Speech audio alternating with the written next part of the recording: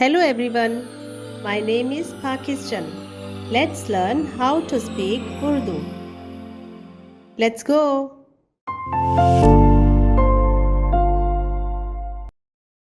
और खुदावंद खुदा ने आदम और उसकी बीवी के वास्ते चमड़े के कुर्ते बनाकर उनको पहनाए।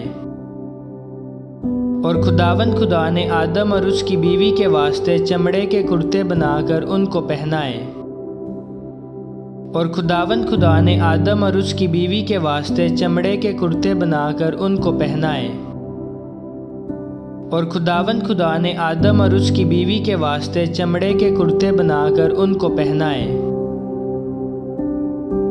चमड़े चमड़े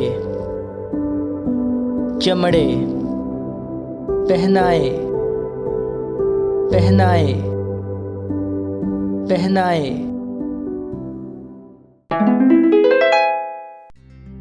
और खुदावंद खुदा ने आदम और उसकी बीवी के वास्ते चमड़े के कुर्ते बनाकर उनको पहनाए। और खुदावंद खुदा ने आदम और उसकी बीवी के वास्ते चमड़े के कुर्ते बनाकर उनको पहनाए। और खुदावंद खुदा ने आदम और उसकी बीवी के वास्ते चमड़े के कुर्ते बनाकर उनको पहनाए। और खुदावंद खुदा ने आदम और उसकी बीवी के वास्ते चमड़े के कुर्ते बनाकर उनको पहनाए। चमड़े चमड़े चमड़े, पहनाए पहनाए पहनाए। See you again.